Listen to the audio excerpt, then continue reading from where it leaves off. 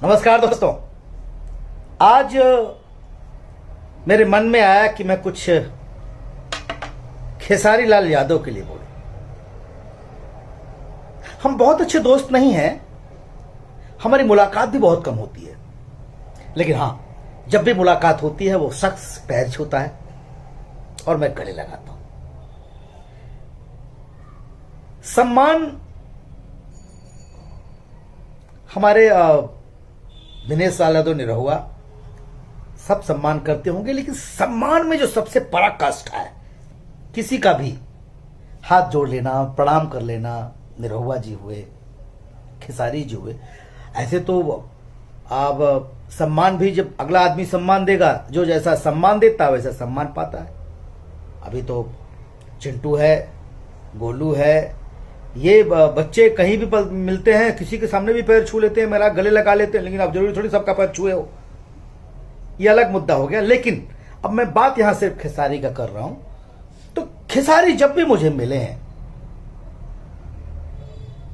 दौड़ कर आकर के पैर छुआ, भाई, भैया, भैया। मुझे याद है उस शख्स के बारे में, मैंने एक बार एक गाना देखा टीवी पर, मैंने दिनेश जी को दिखाया, हमने कहा दिनेश भैया ये कौन सिंगर है, बड़ा गजब नाच रहा है। तो दिनेश जी ने कहा कि बिहार का कोई सिंगर है भैया, इसका नंबर निकालिए। तो अपनी किसी फिल्म में, हम लोग औलाद फिल्म या कुछ वो प्लान कर रहे थे, तो उसमें इस लड़के से ना हम लोग एक गेस्ट अपीयरेंस सॉन्ग करवाएं।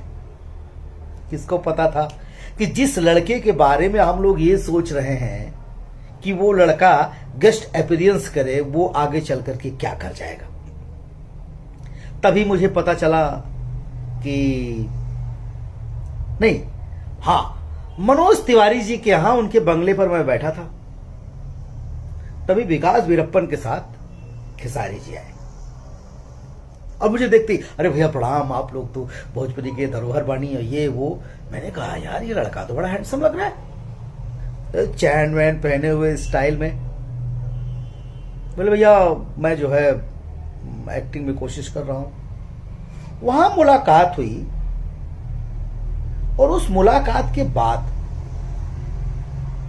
आलोक जी ने साइन किया और आलोक जी ने उन्हें अपनी फिल्म साजन चले ससुराल, साजन चले ससुराल का जब मैंने पोस्टर देखा और ट्रेलर देखा, तो मैंने रवि दुबे, जो दीपू एक सिंगर है, वो मेरा छोटा भाई है, वो खेसारी जी के अच्छे दोस्त है, मैंने उनसे नंबर मांगा।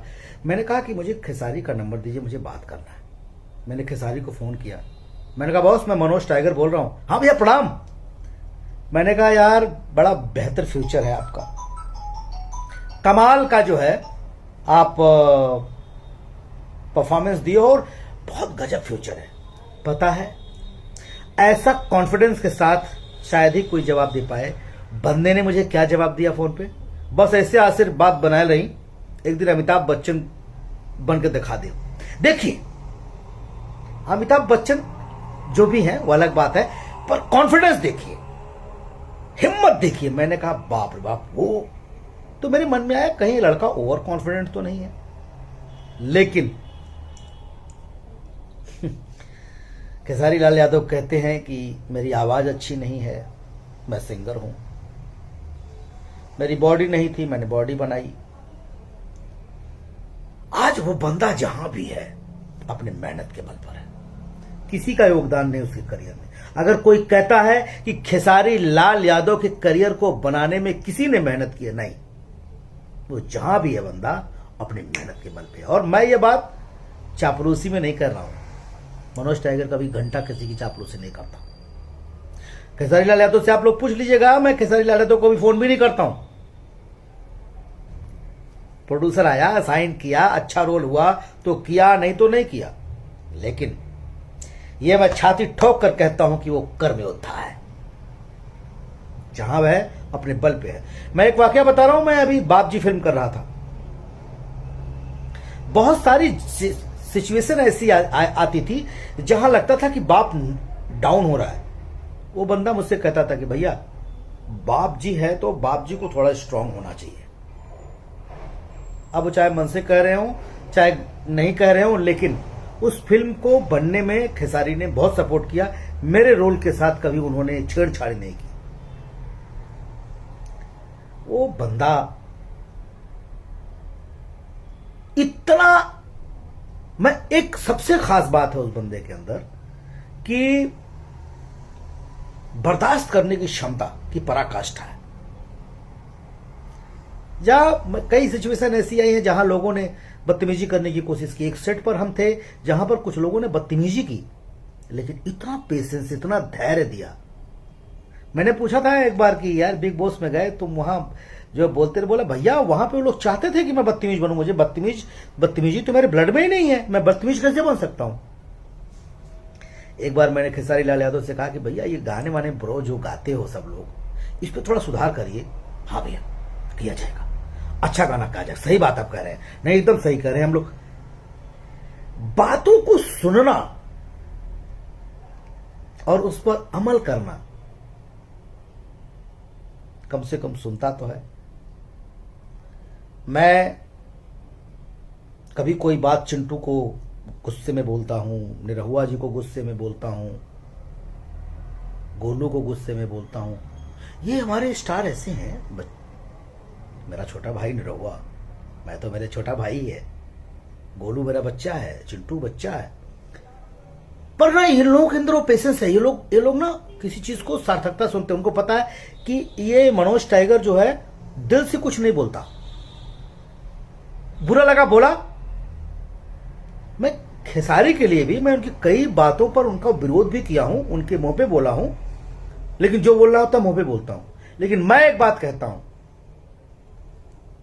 उस बंदे ने अपनी एक जगह बनाई। मैं भी उस बंदे का, जिसे उन्होंने कहा कि मेरी आवाज अच्छी नहीं। अरे यार किसने कहा आवाज अच्छी नहीं? मुझे पता नहीं क्यों अच्छा लगता है गाना। मुझे तो अच्छा लगता है, और जब मुझे अच्छा लगता है दर्शकों को अच्छा लगता होगा, इसीलिए लोग प्यार करते हैं। तो खेसारी बाबू कर्म करो, मेहनत करो, बिला वजह फालतू चीजों में पड़ने की जरूरत नहीं है। दर्शकों का प्यार, दर्शकों का मोहब्बत आपके साथ है, अच्छे से करो। और हां, आपने कहा ना भोजपुरी ने आपको बहुत कुछ दिया, और आपने कहा मदन राय, गोपाल राय, विष्णु ओझा, शारदा सिन्हा दीदी, अपने भरत शर्मा जी, भिखारी ठाकुर, महेंद्र मिश्र, कल्पना जी, मनोज तिवारी भैया। मुझे बहुत अच्छा लगा आपने मनोज तिवारी जी का नाम लिया। मैंने तो भोजपुरी का गाना, मैं तो भोजपुरिया हूं नहीं, मैंने शुरू किया मनोज तिवारी के गानों से सुनना। इसमें दो राय नहीं कि पवन की आवाज में खुदा की आवाज है। मैं बहुत बड़ा फैन हूं आवाज का। खैर उसमें नहीं जाना है। लेकिन खेसारी बाबू, अब आपको दर्शकों ने और भगवान ने एक पोस्ट पर बिठा दिया है, एक जगह बिठा दिया है। ब्रांड हो, परिवर्तन ला सकते हैं, ताकि एक दिन मंच पर खड़े होकर के विष्णु ओझा से लेकर के जितने लोगों का आपने नाम लिया, वो आपको थैंक्स बोले और आपके कंधे पर हाथ रख करके बेटा भोजपुरी का माटी अदा कर दिया। और मैं दावे के साथ कहता हूं, यह आप कर सकते हो खेसारी, आप कर सकते हो और आप करोगे। दर्शकों का प्यार आपके साथ है। कहना तो बहुत कुछ है, दूसरे वीडियो में कहा जाएगा। आज मन बड़ा गदगद है आपके ऊपर, बड़ा खुश हूं। लव यू मेरी जान।